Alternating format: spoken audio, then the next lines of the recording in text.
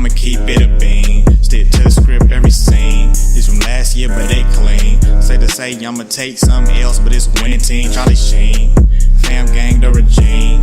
I'm from Piney Green. What's goody, Shellitronnn here with the most woke, no joking. I'm back out again with a brand new video, and I'm gonna keep it a bold, very biscuit with you. If you were excited for day one of Carolina Panthers training camp, then you'll be even more excited for day two, because unlike day one, which felt kind of perfect, day two, we actually saw a few cracks, we saw a few mistakes, and that is great. Now, why? That sounds kind of weird, right? Like, you think to yourself, wait, how does mistakes, how is seeing things not go right, not go perfectly, how is that better than seeing things look all sunshiny and great? I'll tell you why.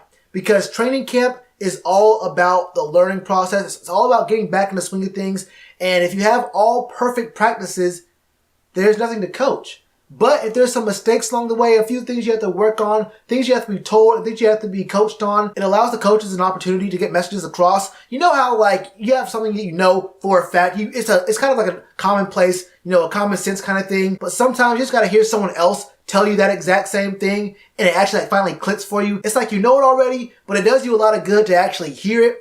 That's how I feel about day two. There were some mistakes. Like, there was a lot of times where the defense was coming off sides, getting caught in the hard count, and Coach Rivera had to get on them. He was yelling. Dude was using he was using that all or nothing language. We thought Coach Rivera wasn't all that verbal, but he was getting into it. So we saw that happening. We saw sometimes Cam was overthrowing, sometimes underthrowing some targets. And yesterday, it was pretty much all sunshine and rainbows. We saw that Curtis Samuel catch.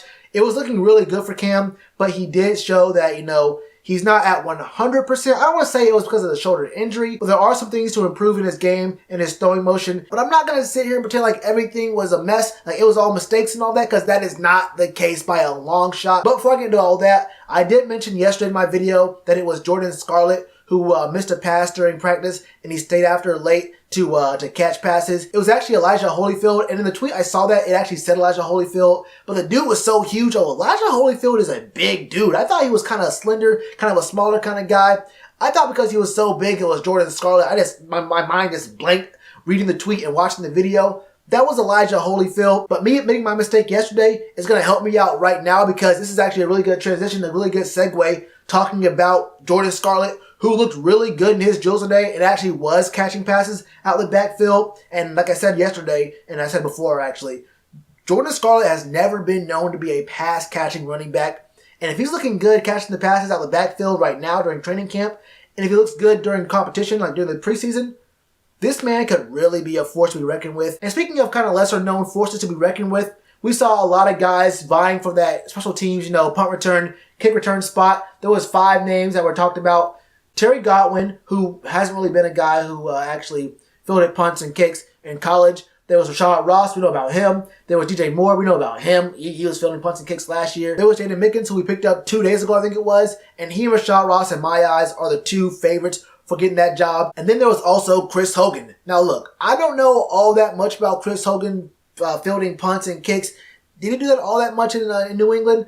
I'm not all that sure. But this is actually really good competition here to make sure that not only we get the best guys, but this competition right here also makes sure that the guys who are best are pushed to their limit and they actually show their best potential and they're actually practicing hard, because these guys are fighting for jobs right now. Maybe not DJ Moore, actually, especially not DJ Moore, but Godwin, Rashad Ross, Jaden Mickens.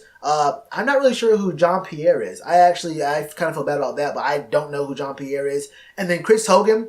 These are guys who could really be on the fringe of making the team. Now, Chris Hogan might be the most secure of those 6 names, but I don't think it's an actual 100% guarantee that he makes the team right here, because we have a really good squad of receivers this year trying out, and that last spot, whether we keep 5 or 6 receivers, is going to be a hard one to keep on. But moving on and keeping up with this same theme of lesser named guys, looking at really good training camp sessions and looking to make their spot on the team a little bit more secure. We saw Ross Cockrell make his first appearance back on the field since breaking his leg last year. There's not a lot of words to explain what happened to him last year. I think horrendous works well. I think that's probably the best way of doing it. This man's leg cracked. I'm talking about Crinat. And look, that was not a really, really, really good thing to hear about, to read about. And him showing up back to practice, being ready to go on that same field, take some strength. But Ross Cockrell wasn't alone. Ian Thomas also made his first appearance in training camp after having his knee issues and whatnot. He finally came back after not playing at all during minicamp. So seeing us have our second tight end and obviously the future at position, we know what Ian Thomas can do. And having another year under Greg Olsen, no matter whether he's playing, less snaps, they're probably splitting snaps, maybe they play at the same time, dual tight end roles. We used to have Jeremy Shockey. Every time I think about Jeremy Shockey on the Panthers, it's kind of a weird thought. You remember Jeremy Shockey on the Panthers? That's a weird thought, isn't it? But imagine Greg Olsen, if he can stay healthy, and Ian Thomas. 2 tight end sets on the goal line in the red zone? Who's going to stop that? Name a team who can stop a...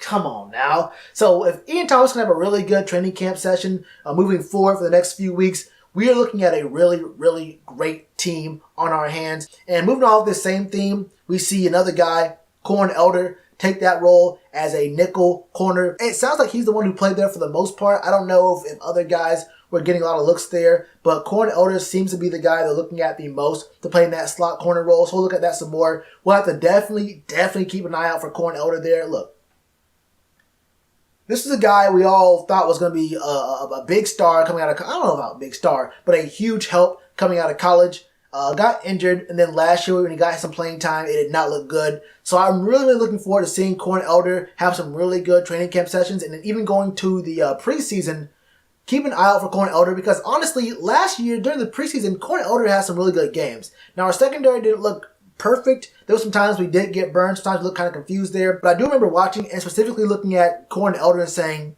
he looks pretty good out there. So we'll see how he progresses going forward. But while some guys were coming back from injury, there were some guys who were getting hurt, some guys who were, having a few issues on the field. We saw Jarius Wright, one of my favorite receivers on the team this year. Not the flashiest guy. He won't have the numbers. He won't get like the acclaim or whatever. But Jarius Wright is for sure maybe my second favorite receiver on the team right now. He had to take himself out a few times during practice. Might have been cramps. Could have been, hydration. It didn't look all that serious, but keep an eye out for that. We want to make sure that he and the rest of our wide receiver core are healthy and looking good going into the season, because this is the year for Cam, and he has weapons in the run game, weapons in the passing game. So we want to make sure that all of our guys, especially a guy like Jarius Wright, who is, I think, a staple in this offense, is looking good moving forward.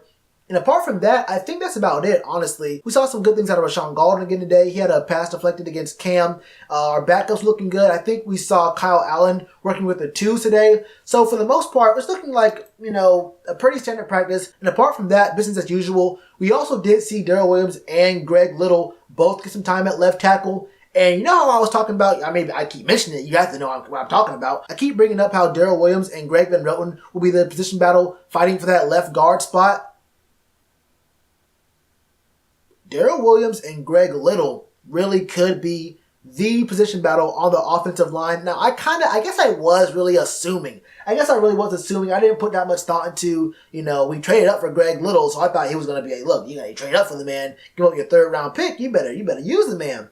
But this is a really good look here, and I haven't really seen too much about Darrell Williams playing at left guard. So he's a tackle. He played right tackle, obviously an all-pro at right tackle. So we're going to see how he looks at left tackle, and apparently his knee hasn't been giving him any trouble. So we'll see how he looks going up against Greg Little. What I really want to see is how much Greg Little can progress in run blocking, because we know what he can do again.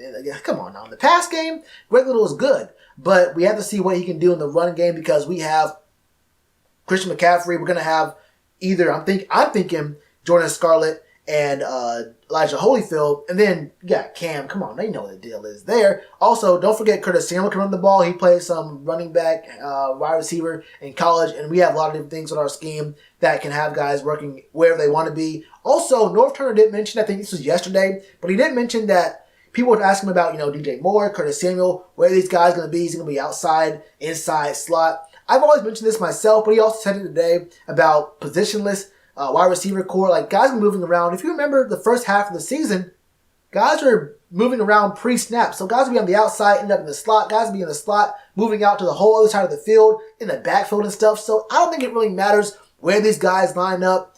All that it matters is how Norv draws up these plays and how guys perform, whether they're outside, inside, backfield, swing. I don't care what it is. As long as these guys are performing, I don't think any fans should really be worried about or stressing about outside or inside or third level analytics of where these guys are going to be. It doesn't really matter, man. That's just me. Let me know all your thoughts of all these things going into day 2 of the Carolina Panthers training camp, man. What are you excited about? What are you worried about? Did I miss anything? Let me know everything in the comments below. Hit that subscribe button. Hit that bell icon because YouTube's been really weird about letting you guys know when I have these videos up, man. And as always, you already know to do that like button. Cheers to you, appreciate the chance. Being told y'all I been the man. Being told y'all I had the gift. Tell a friend to tell a friend. Real ones gonna recommend. Count this as another win.